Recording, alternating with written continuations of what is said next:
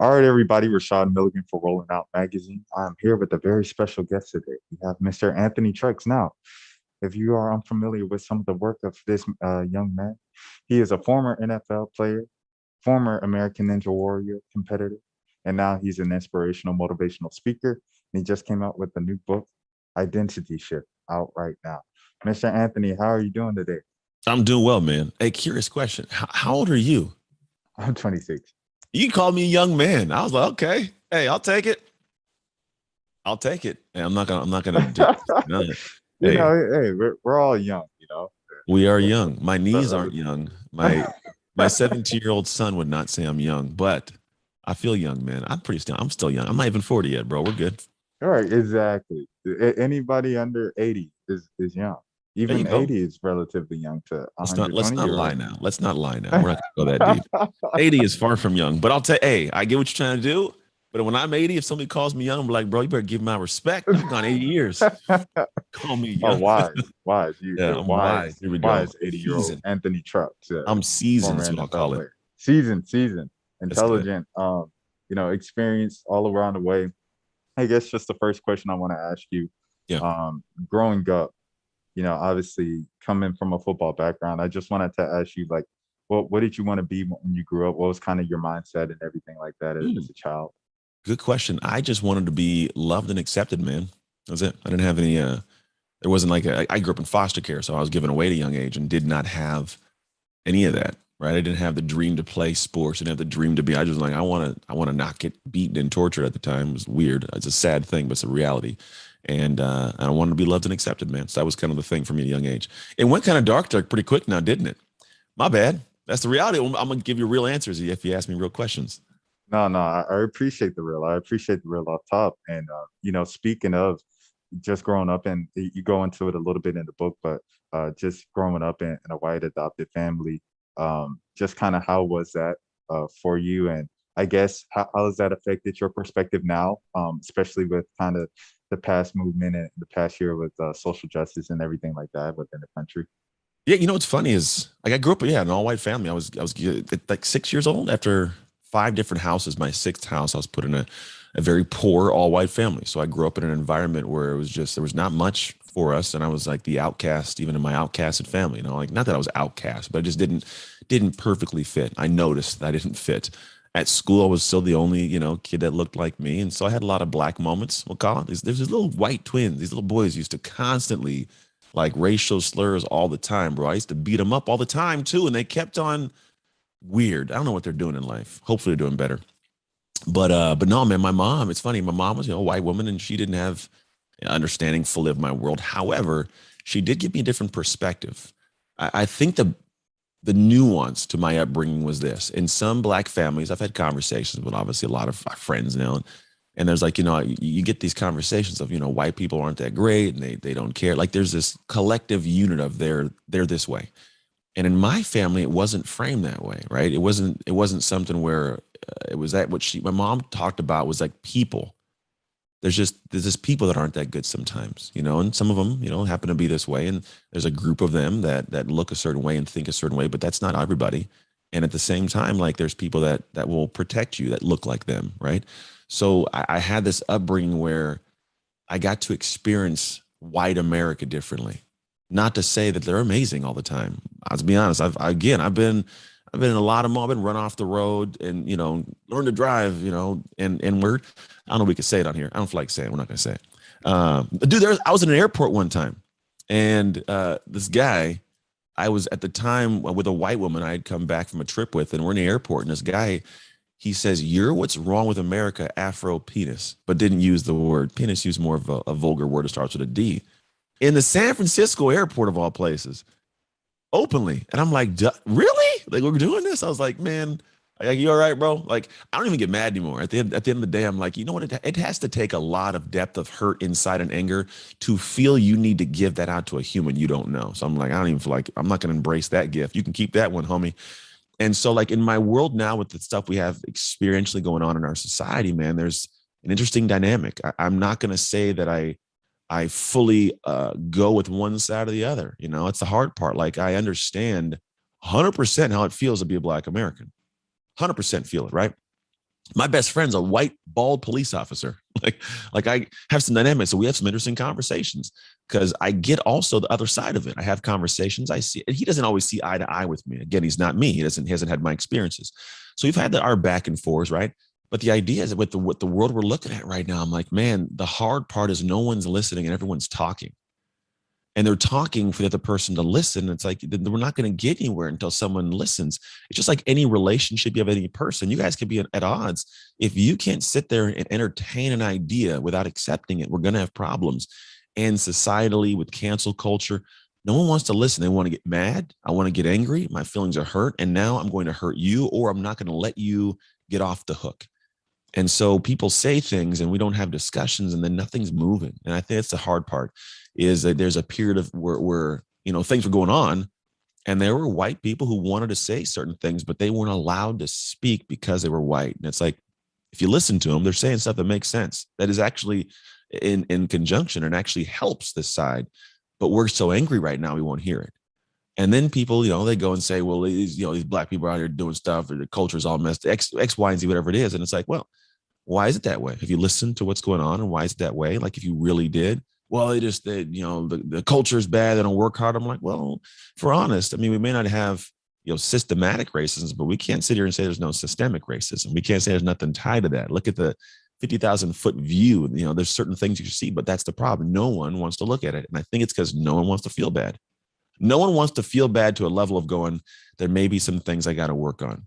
And the way I awakened it was like, we're all living in the same, call it neighborhood, in different houses. And we want to live in the same house. We want to live in the same cool community. But no one's willing to leave their house. They all say, this is my house. Let me live in my house. Come live in mine. And, it's not going to happen. I had, divorced my wife at one point. We got remarried. And when we got remarried, I didn't move into her house. She didn't move into my house. We went to a new house, built the house together. And I think our society kind of has to do that. And there's different work needed on each side, right? I think that Black America has certain work that we have to do to be able to move into that house we're talking about. White America as well. And it's not going to work by you going into that house and sitting there and put your feet up and saying, hey, you guys fix this, or hey, you guys fix. No, we both got to do our work. That's our responsibility. So that's our home. And the other side respects and says, you're right. This is our home. You deserve to be here. Both sides of that have work to do. That was a long-winded answer. Hope it made sense. No, no, no. It's fine. It's fine. It's fine. And it makes sense. Pretty much compromise. It's a key, and I it's think a goal. But oh, go ahead. Go ahead. I think compromise would so compromise goes to say, I'm going to kind of pull back, and I'm gonna do what you want. You're gonna do what I want, back and forth. And I don't think it's compromise. I think it's getting the same page and working the same direction, which I don't know if it's because, like, say for example, compromise. I want to eat at a burger place, and you want to eat at a Mexican food spot. Compromise would be like, let's just go to Chinese. Like what's that? That's compromise, and I don't think that's the case. I think what we really got to do is unify. Like, I know this is going to sound weird, maybe. Equality is an interesting thing because there's no scale for what equal is. That's just always going to be nuances to it. It's not a set perfect. Here's what we're reaching for. So equality. But I think if we can unify, we're in connection. Then there's no separation. If I'm united to you, right? We're connected. There's not this equality issue, right? It's just like you're one. We've united. We're one. We can frame up what that is and how we operate, what we do, and how clear things are. And I think if we can unify, then what happens is you're now part of my team, and we pull together.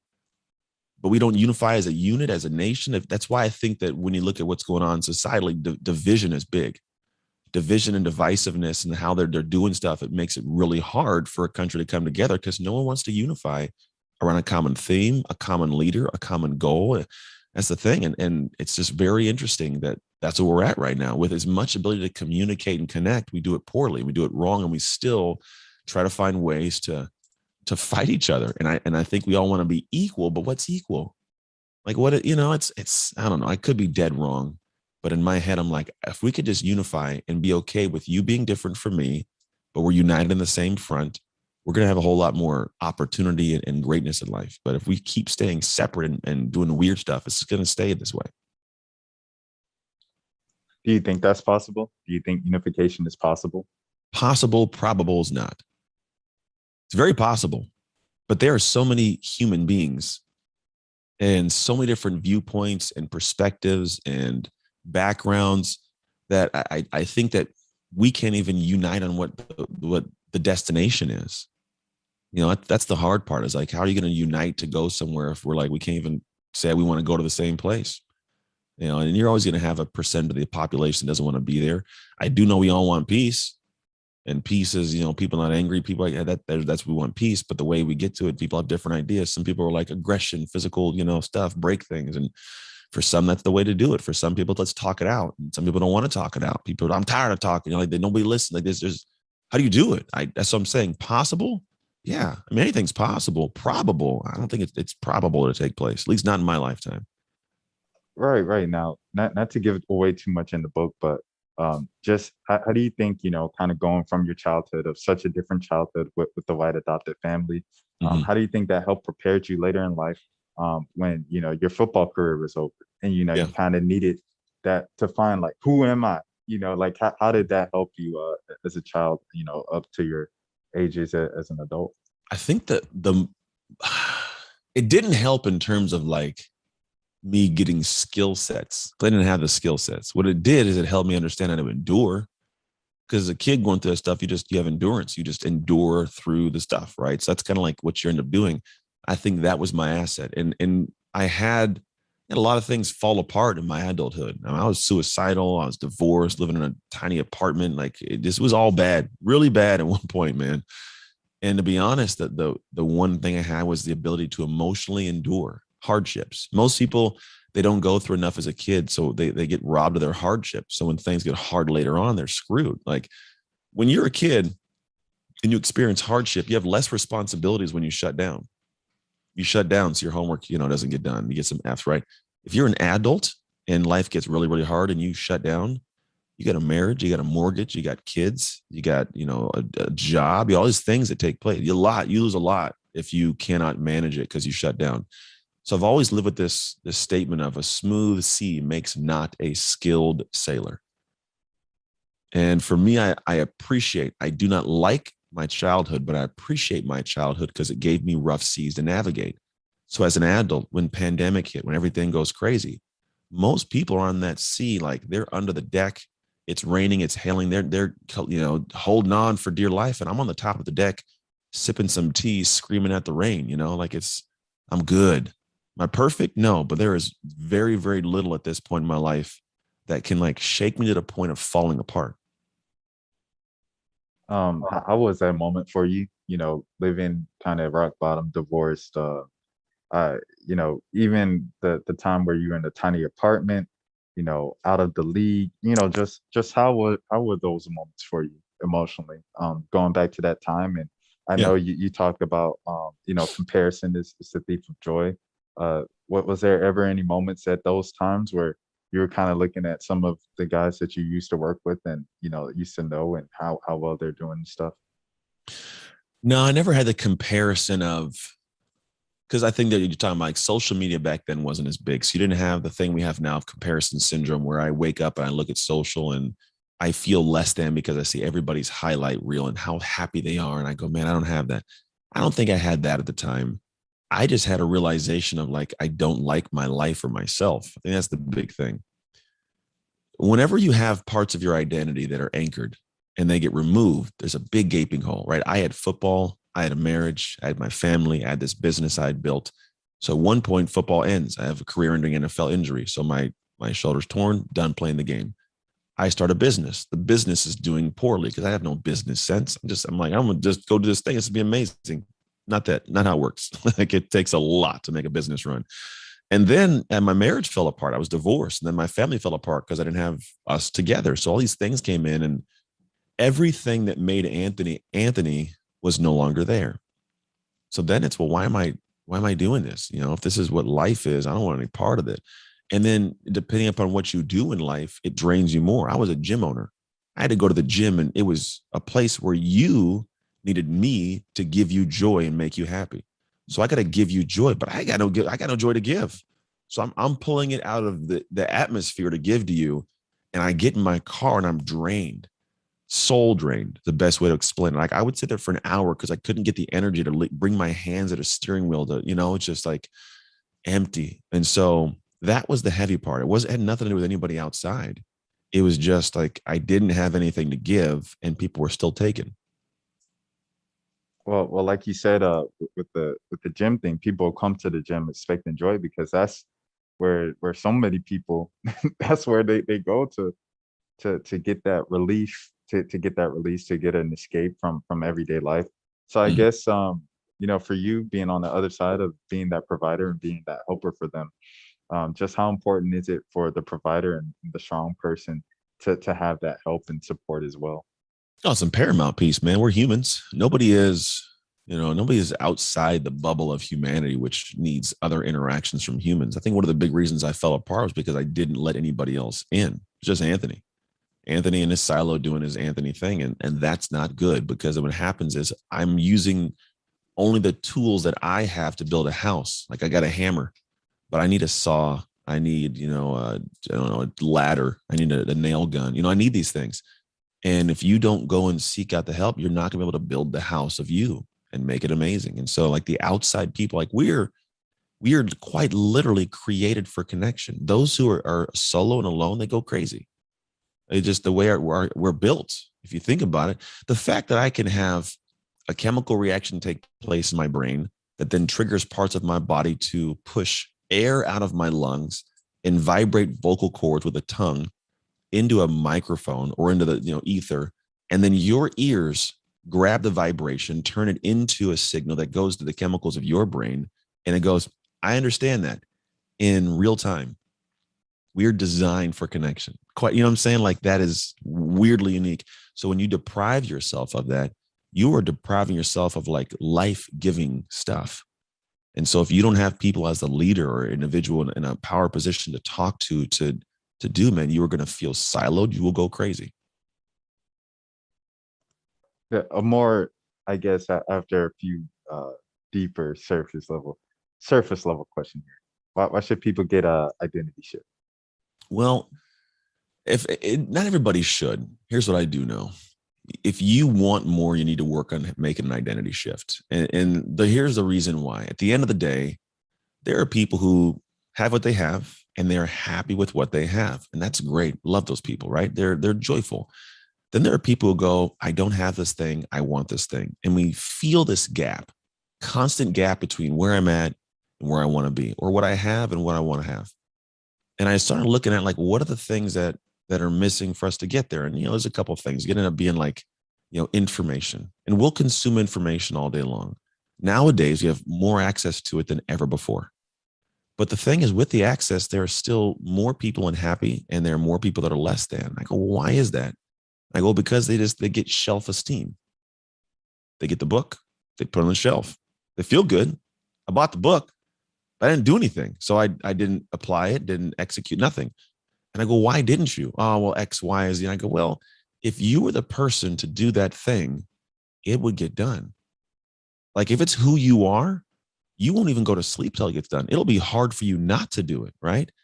So I started looking at, well, why the most successful people in the world, like how they function, how do they operate to their core almost easily, naturally? Because people are successful, kind of make it look easy. It's like, how do they make it look easy? Well, it's who they are. The way there's things that you do that make it look easy. They're the same for them, but they just take, in their head, they're like, you know what? I am the person who, if I get something, I'm going to read it and apply it. Therefore, they read it and apply it. Therefore, they get the thing they want. So the issue isn't with what you know, but who you are with what you know. And if you want more, yes, part of it is to understand the information, strategies, all that stuff. But you need to get to a level where it's who you are to do it, because you might do it. You might get it done. But if your identity doesn't match the dream, it'll take forever, or you'll lose it when you do get it, or you get burned out on the process there and it'll fall apart, right? When it's who you are to do the things that get that thing, well, you'll get it. You'll feel deserving of it because it's who you are. You deserve to have it. And it feels just as effortless to maintain it as it did before, but you just elevated who you are. So it's like this level where at a shift of your identity, the things that have to be done, but they're hard to do right now, those things become hard not to do. It's now a part of who you are to do those things.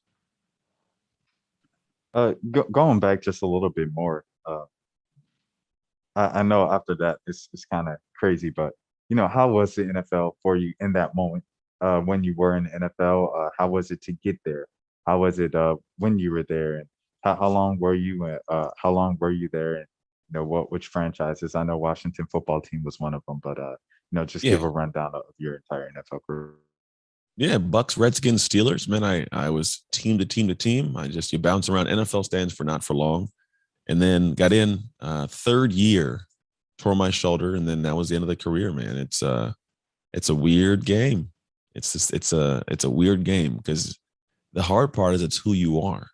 Your identity is wrapped up in that, and that was a big thing. I came home had massive identity crises after the fact, but that's really where it boils down to is that world. It's cutthroat. It's difficult. It's hard.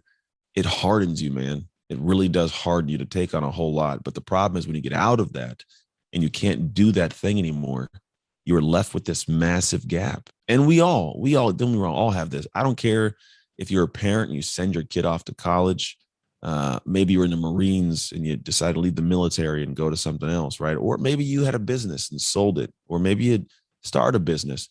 There's a point in time where you have accumulated years of effort into something, and one day, by chance or by choice, you wake up and you can no longer do that thing, or you're no longer choosing to do it. And at that point, you are met with this moment of, who in the world am I without this? So the NFL was a great place for me to develop and build as a human. But man, was it tough to lose it at the end and go, who in the world am I without this? So I know obviously like that's kind of like the gist of the book and everything of the Mm-hmm. after and what you learned from afterwards. But in the moment, once you first got there, did you ever even take the time to be appreciative of making it to the NFL, or was it just something like, I worked this hard, like Mm. this is what I expected because I worked so hard? No. Actually, a lot of times I was there wondering, like, do I belong here? There's a lot of the questions. He's like, do I belong in this thing? Should I be here? It was seriously, at one point I wanted to quit. I was like, this sucks. This really sucks, because every day they're telling you, hey, we're gonna send you home. We're gonna cut you if you don't get this right. Like that's just the nature of the game. Is you're always in the chopping block. It's a very scary environment, man. In that sense, it's just you have to operate at full capacity, knowing it may not work out. It's weird. It's like it's awkward. I don't even know how to explain it. It just sucks. So in that world, man, you kind of navigate the ups and downs of it. You have to find a way to get comfortable being uncomfortable. And I think people hear that comfortable being uncomfortable and they don't fully grasp it. There's moments when I'm so comfortable, it's like I don't know, it's hard to put into words. Like a winter day, a warm blanket and a fire, your family, your favorite meal, your favorite drink, your favorite show. That's comfortable. That's like, settle into that, right? When you can get to a level of that kind of comfort in uncomfortable moments, success is inevitable. And football taught me that. It taught me how to go into these moments where you were just naturally uncomfortable.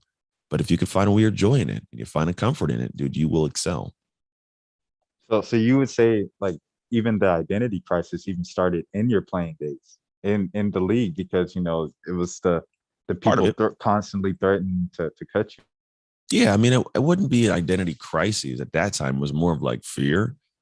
But the crisis didn't start until I couldn't do the thing anymore. Like that's when I'm really like settled in, like, oof, this kind of sucks. But yeah, no, it was more of a questioning of my identity, not a crisis yet. And I think it's a natural thing. You fight, fight, fight for something, and then you get there and you go, "Ooh, do I deserve this?" And I don't know how it comes to play. I don't know why it operates this way, but there are a lot of people who get to something, and even when like I'm dope, it takes a lot of proof for you to really settle in and go, "I'm dope." And for some people, it's easier than others. 100%, it's easier, but not everybody gets to run away from that. You don't get to have none of that feeling, right? And it's a constant thing. It's a constant every play that I do well enough in that play. Am I going to show up? But that's the thing. But that it's a benefit and a problem. It's a benefit to have that because I think it pushes us to go and do better. But it also, if you let it get to you too much, it starts to pull away from your ability to perform at your best. So it was more of an imposter syndrome, I guess you would describe it as. Yeah, definitely. It's a part of it. It's a definite part of it. I mean, and imposter syndrome is an interesting thing, man. It's a weird nuance to us as humans because we want to operate at a level where we don't have imposter syndrome, but you're going to start with that. Why? Tell me what you've played college football. You're in the NFL now. You haven't taken a snap yet. People tell you that you're going to be great and amazing because you know how to play the game of football. But do you have proof yet? Do you have proof that you're dope? Because there's some people that go in there and botch it. They are, horrible at whatever sport they go. And so that person's supposed to feel like no. So I think we have to start things and realize you're starting it. And when you start, the problem and why we have imposter syndrome is we're comparing ourselves to the end destination as opposed to just comparing ourselves to the effort we gave that day. So yes, you naturally will go in and have that if you framed it improper. And I did. I framed it as comparing myself to the starter. I'm not the starter.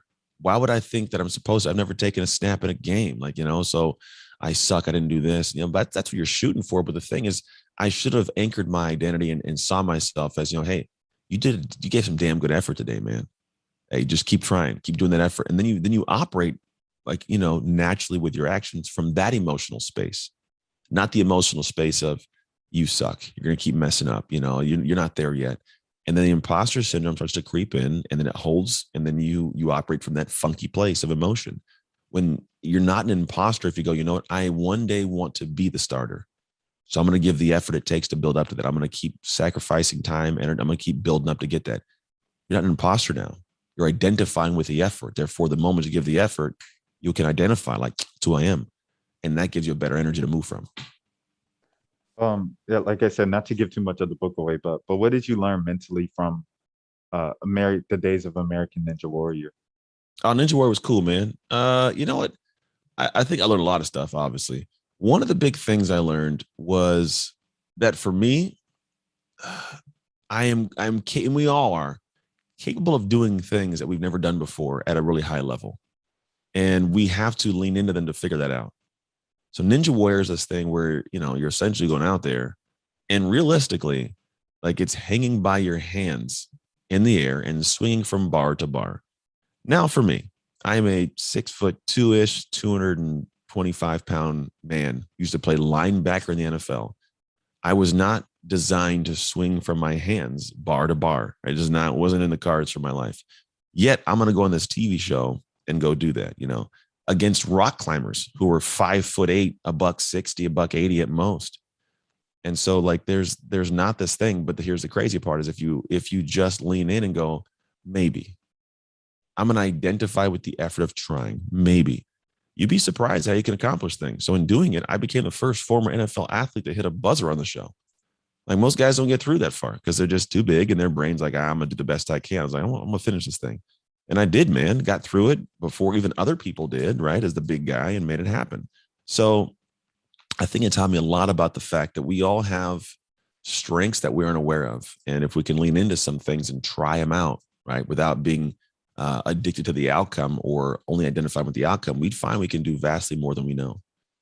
Well, was that something that you took from your NFL experience over into American Ninja? As you were talking about, the thing that I could control in the NFL was, did I give the best effort instead of comparing it to, the end result of I'm not the starter? Is that something you carried, you learned from football? You're like, okay, and then you took that into American Ninja Warrior? No, I think football was well removed at that point. I think what I carried over from football was just a mentality of like I'm a battle, I'm going to compete because it goes like it's part of my identity to compete. Like it's part of my identity to do my best and let it all hang out. That's what I do when a switch flips on and it's competition time. It's who I am to do that.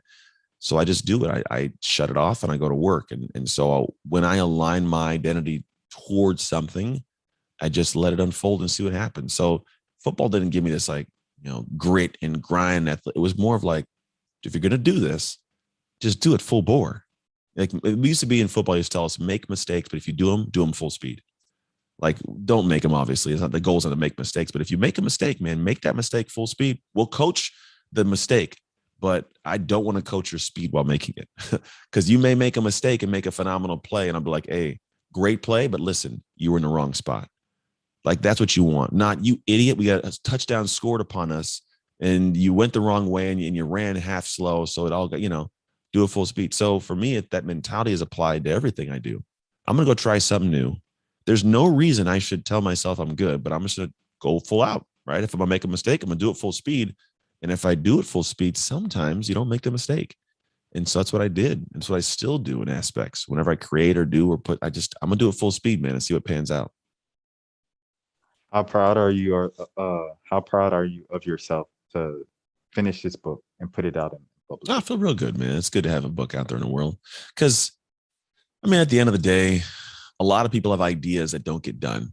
And and I think that part of it was the idea got done, which I'm happy it did. Other part of it is it's a tool that actually people can utilize to make their lives better. That was the purpose of it. It wasn't for me to write a book for Anthony because I don't need my book, so to speak. Like I live it and I walk it, but I did want other people to have this information. That's how our society grows, man. Our everything. The reason we don't have to relearn things is because it's in books and we've navigated a lot. And so the idea is for me to give people another tool that they can possibly use to build a better life. Mr. Trucks, is there anything else about this book that that you want to mention that you haven't previously mentioned? No, man, it's a great tool for people to go out and actually figure it out. The thing is, it talks about concept in the first half. What is the concept of identity? Where does it fit? Like where exactly in your life can you see this and go, oh, now that's what's going on, right? Because it'll open some eyes. It'll give you some clarity, like of what's going on. And then the second half is, well, how do you make this shift? Because once you've pointed something out, you are doing a disservice if you don't go say, hey, I'm showing you this, but here's how to fix it. It's like saying, hey guys, there's a spill in aisle 4. Well, then clean it up, Bobby. What are you doing? Like, I get this. There's a spill. Can you help me fix it? So like I point out there's a spill in aisle 4 in the book. And then I go, here's how you clean it up. Here's what to do. Right. So I guide people through it in the second half of the book.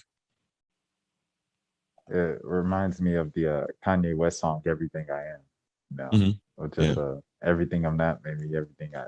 But yeah, Yeah. I got you. Anthony, I appreciate you so much. Is there anything else? Where can people find you? Where can people find this book?